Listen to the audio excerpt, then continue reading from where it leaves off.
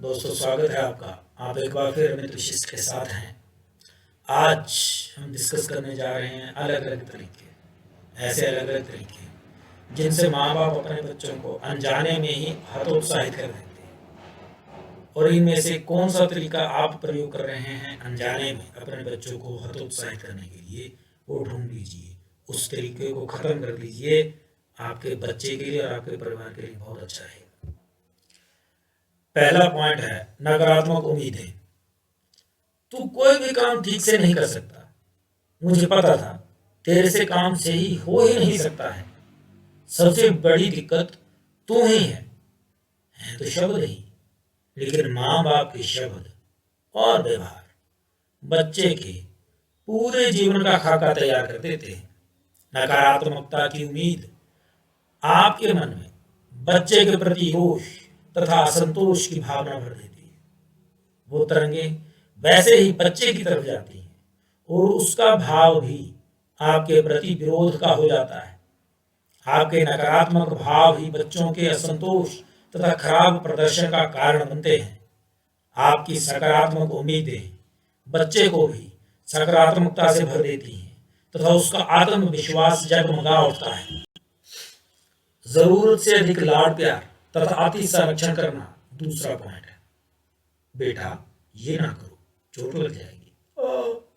वहां मत जाओ, गिर जाओगे।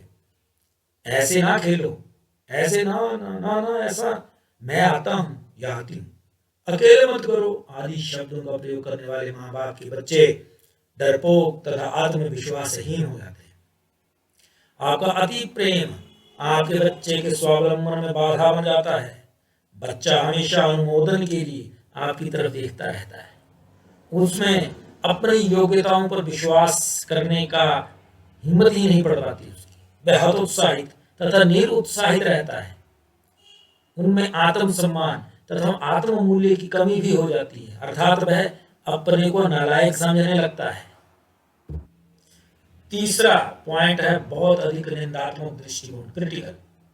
अधिकतर भारतीय माँ बाप आजकल बच्चों से बड़ों जैसे निपुण, दक्ष तथा उत्तम परिणाम चाहते हैं, जबकि मनुष्य जितना मर्जी परिपक्व हो, सुधार की गुंजाइश तो हमेशा रहती ही है।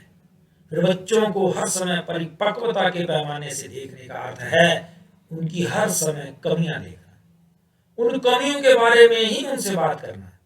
परिणाम स्वरूप बच्चे रूखे, चिड़चिड़े, कमजोर मनोबल वाले तथा हतोत्साहित रहते हैं।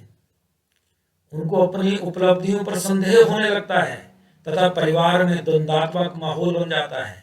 बच्चों को घर में रहना बोझिल लगने लग जाता है।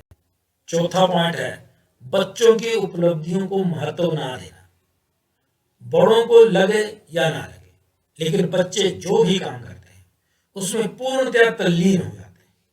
काम छोटा या बड़ा, ये बच्चों के लिए फर्क का विषय नहीं होता, परंतु कई माता पिता बच्चों की उपलब्धियों को महत्व नहीं देते। उनको लगता है बच्चा कुछ बड़ा करेगा तभी तारीफ करेंगे, लेकिन उनकी इस व्यवहार का बच्चों के अंतःकरण पर नकारात्मक प्रभाव पड़ता है। बच्चा समझ नहीं पाता कि अपने माँ बाप को खुश कैसे करे। परिणाम स्वरूप उदास रहने लगेगा, मायूस हो जाता है और निराशा उसे घेर लेती है। वह चहचहाने वाला उत्साही जीव मायूसता की मूर्त बन जाता है। माँ बाप की तारीफ बच्चों को महानता के पथ पर अग्रसर कर देती है, और जो लोग इसमें कंजूसी करते हैं अधिकतर देखा गया है वे अपने बच्चों को खो देते हैं। पांचवा व्यवहार है महत्वहीनता का व्यवहार। बहुत अधिक व्यस्तता के कारण लोग अपने बच्चों के लिए समय ही नहीं निकाल पाते।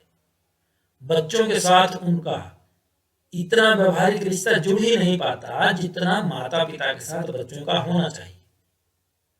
ऐसा होने पर बच्चे अपने अस्तित्व को ही प्रश्न चिन्ह लगाकर देखने लगते हैं।